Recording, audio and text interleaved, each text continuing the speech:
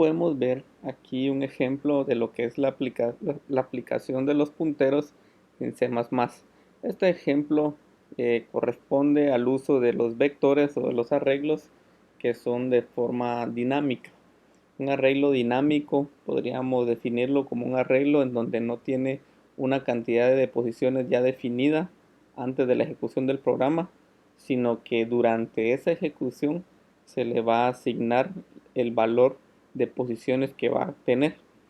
Entonces podemos observar aquí que tenemos un puntero que ha sido declarado eh, con un tipo de dato string. Eso es bien importante saber el tipo de dato que fue declarado el puntero, porque de la misma manera las variables a las que va a apuntar tienen que ser del mismo tipo de dato, como hemos aprendido. Este puntero se le está siendo asignado un valor nulo, ¿verdad? Esto nos ayuda a poder controlar que no contenga ningún otro valor, ¿verdad? Sino que esté totalmente vacío al iniciar el programa. Luego tenemos aquí una variable entera llamada n. Esta variable nos va a ayudar a poder guardar lo que el usuario teclee en cuanto a la cantidad de posiciones que va a tener el arreglo.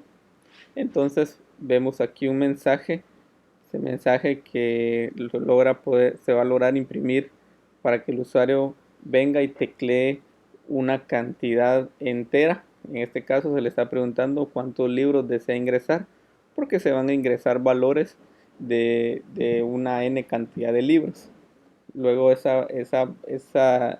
valor que teclee el usuario se va a guardar en la variable n.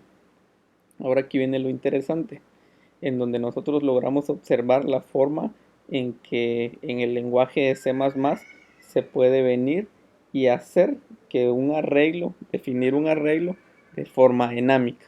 Entonces, la forma correcta es poder primero escribir el nombre del puntero y luego con el nombre, la palabra reservada new, vamos a crear el arreglo de- del tipo dato string y va a contener la cantidad de posiciones que el usuario previamente ha ingresado. En este caso, si ingresa un 3, pues este arreglo va a tener 3 posiciones. Y así, lógicamente, el arreglo autores va a contener la misma cantidad de posiciones que teclee el usuario. Ahora, cuando ya se ha definido los arreglos con sus cantidades de posiciones, viene y imprimimos un mensaje otra vez en consola para que el usuario comience a ingresar los datos de los libros, en este caso el título y el autor. Bien importante es poder saber que cuando nosotros trabajamos con arreglos, también es sinónimo de que nosotros debemos utilizar un ciclo, porque el arreglo, como hemos aprendido en clases anteriores, que contiene posiciones, y esas posiciones deben de ser recorridas a través de un ciclo, y de esta manera nosotros podemos insertar valores en cada posición y también podemos imprimir valores en cada posición.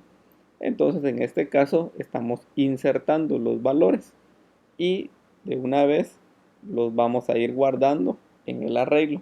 Entonces aquí primero podemos ver que se está imprimiendo en pantalla el título libro y vamos a llevar aquí un conteo de los libros que se están ingresando, y estamos utilizando la variable del ciclo para poder mostrar la cantidad de libros que estamos ingresando. En este caso, como la variable i inicia en 0, estamos sumándole 1 para que el usuario sepa que en el primer recorrido del ciclo va a ingresar el libro 1. También imprimimos el, la palabra título, porque ahí es donde el usuario va a teclear el título del libro. Esa variable, perdón, ese dato que teclee el usuario se va a guardar en la variable, ahora en este caso, en el arreglo, en la posición 0, ¿verdad? En el primer recorrido, esta ahí va a valer 0. Entonces va a ser guardada en título en la posición 0. Y el autor, que va a ser lo que nosotros tecleemos o el usuario teclee, va a guardarse también en la posición 0 del vector autores, ¿verdad? De esa manera, si nosotros vamos a ingresar 3 libros, pues en la primera corrida del ciclo ya hemos ingresado el primero. Entonces, de esta manera el arreglo va a seguir llenándose, de manera en que si el usuario ingresó al principio del programa el valor 3, aquí van a haber 3 recorridos del ciclo, de manera que vamos a llenar 3 libros, ¿verdad? 3 libros diferentes. Algo bien importante es poder liberar la memoria cuando finalice el programa. Entonces nosotros con la palabra reservada delete vamos a liberar esa memoria que ha sido reservada para los punteros. En este caso para el puntero título la estamos liberando, y para el puntero autores.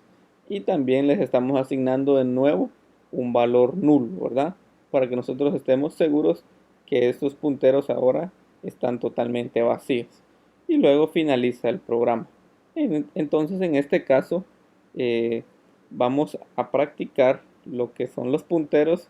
Vamos a escribir este código en nuestro compilador y vamos a hacer pruebas para que de esta manera nosotros logremos entender cómo es que un puntero nos puede llegar a servir para crear un vector dinámico, o también, como lo vamos a ver en el siguiente ejemplo, una matriz dinámica, ¿verdad? De esta manera nosotros no podríamos de una vez definir la cantidad de posiciones del vector, sino que a través de los valores que el usuario ingrese en la ejecución del programa, así va a ser la cantidad de posiciones que va a contener nuestros vectores. De esa manera nosotros estaríamos ahorrando memoria, porque si el usuario, por ejemplo, solo va a ingresar 2 libros y nosotros originalmente nuestro vector lo hemos definido con 100 posiciones, por ejemplo, van a quedar 99 posiciones sin uso. Eso se traduce en un exceso de espacio que nunca vamos a utilizar. Entonces, de esta manera, con un vector dinámico, nosotros vamos a realizar un programa en donde se adapte a los valores que el usuario esté ingresando en este momento. Entonces, realicemos este programa y lo compilamos para hacer nuestras propias pruebas.